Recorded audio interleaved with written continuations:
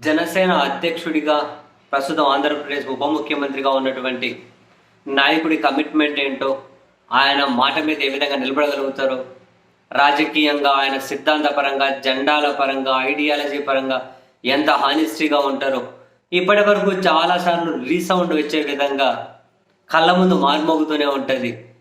ఉదయం 10 గంటలకు ఉన్న కమిట్మెంట్ నెక్స్ట్ 10 గంటల 10 నిమిషాలకు ఉండదు.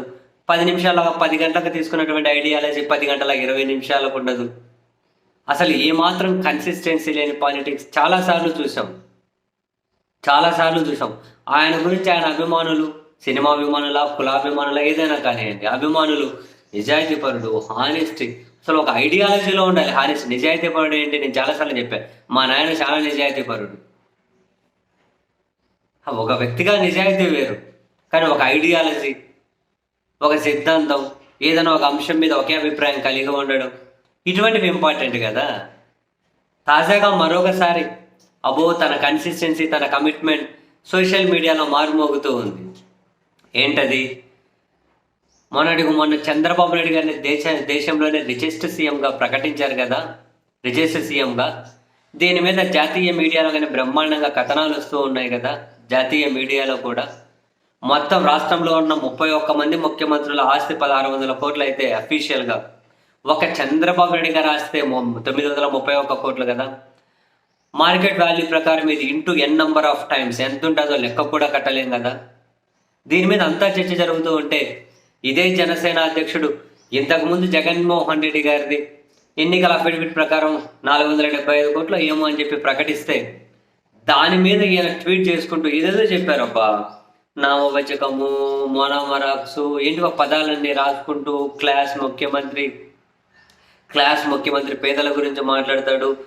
ఆ పదాలు ఏంటివో అంటే మన సంస్కృతం పదాలు ఏంటివన్నీ కలగలిపి ఆయన వేసిన ట్వీట్లు ఏవైతే ఉంటాయో, ఆయన వేసిన ట్వీట్లు, ఈయన ధన నాయకుడు, వర్గ నాయకుడు, ఆ నాయకుడు, కుల నాయకుడు, క్లాస్ నాయకుడు, రిచ్ నాయకుడు, ఏంటివో ఇంత పెద్ద ట్వీట్లు వేసుకుంటూ ఆ ట్వీట్లు మళ్ళీ ప్రత్యక్షమయ్యాయి.